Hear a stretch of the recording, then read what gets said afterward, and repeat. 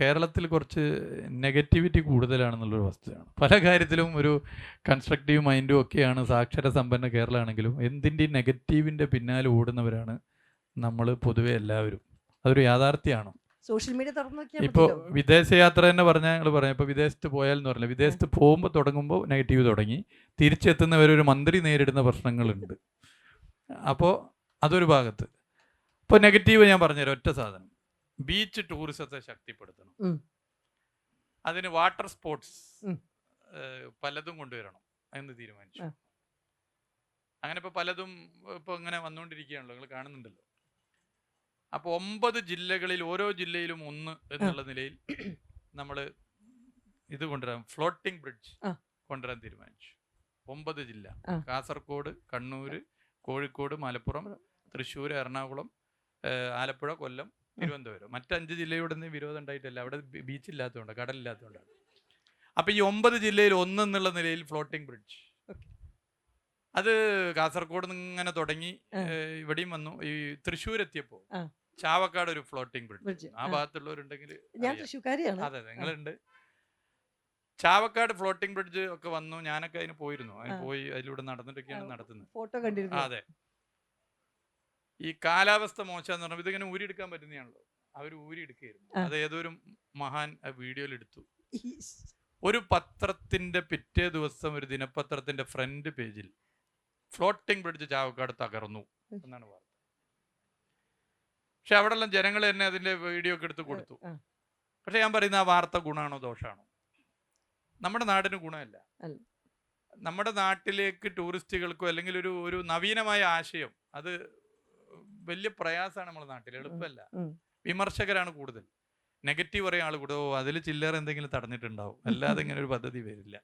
ഇങ്ങനെയുള്ള ആശയങ്ങളും പിന്നെ എന്തെങ്കിലും ഒരു അപകട പ്രശ്നങ്ങൾ ഉണ്ടെങ്കിൽ അതിന്റെ കാരണം ആയിട്ട് വരും. അപ്പോൾ നെഗറ്റിവിറ്റി കുറച്ചധികമാണ്. പക്ഷെ അത് നമ്മൾ കാണുമ്പം ജനസംഖ്യയിലെ ഭൂരിപക്ഷവും അതിൻ്റെ കൂടിയല്ല.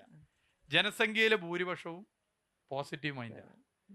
എന്നാൽ പ്രകടനപരമായി കാര്യങ്ങൾ പരസ്യമായി പറയുന്ന ഈ ജനസംഖ്യയിൽ വരുന്ന ജനങ്ങളുടെ ഭൂരിപക്ഷം നെഗറ്റീവാണ്. അതാണ് പ്രശ്നം.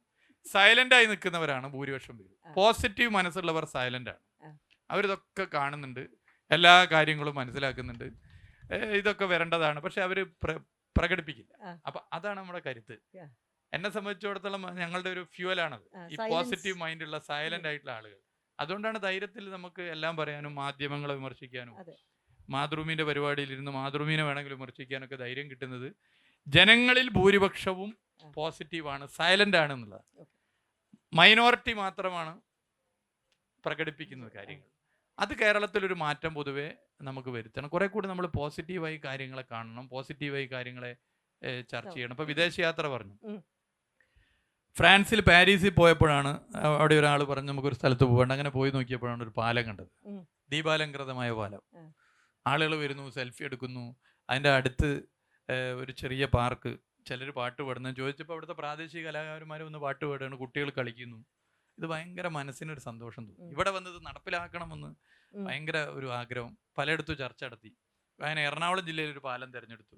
തുടങ്ങിയപ്പോൾ അതിന് ചില പ്രശ്നം വന്നു. അപ്പോഴാണ് നേരത്തെ അറ്റകുറ്റപ്പണി നടത്തിയ ഫറൂഖ് പഴയ പാലം, അതിൻ്റെ ബ്രേസിങ്സ് ഒക്കെ പൊട്ടി വീണ് അതൊക്കെ പണി നടത്തി പെയിൻറ് ചെയ്തു. ആ പാലം തന്നെ എടുക്കാം എന്ന് തീരുമാനിച്ചു. ആ പാലം എടുത്തു. അവിടെ ഇപ്പോൾ ലൈറ്റിംഗ് വന്നു. തൊട്ടടുത്തൊരു ഒഴിഞ്ഞിടുന്ന പാർക്ക് ഉണ്ടായിരുന്നു. ആ പാർക്ക് ടൂറിസം വകുപ്പ് ഏറ്റെടുത്തു. ആ പാർക്ക് കുട്ടികൾക്ക് കളിക്കാനുള്ള സ്ഥലമായി ഒരു ചെറിയ സ്റ്റേജ് ഉണ്ടാക്കി. ആ സ്റ്റേജ് അവിടെ ഓൾറെഡി ഒരു ചെറുതുണ്ട്, അതൊന്നും കൂടി ഡെവലപ്പ് ചെയ്തു, സൗണ്ട്സ് കൊടുത്തു. ഇപ്പോൾ അവിടെ സ്ഥിതി എന്താ വെച്ചാൽ ആ ലൈറ്റിംഗ് കാണാനും അവിടെ പാട്ട് പാടാനും ഒക്കെ ആളുകൾ വരും. രാത്രി 12:30 മണി വരെ അവിടെ ആളാണ്. അപ്പോൾ നമുക്ക് യാത്രകളിലും വായനയിലും മറ്റ് സംസാരങ്ങളിലൊക്കെ ഇങ്ങനത്തെ പല അനുഭവം, അത് നടപ്പിലാക്കാൻ ഒരു ടീം വർക്ക് ഉണ്ടെങ്കിൽ നമുക്ക് വലിയ മാറ്റം കൊണ്ടുവരാൻ പറ്റും.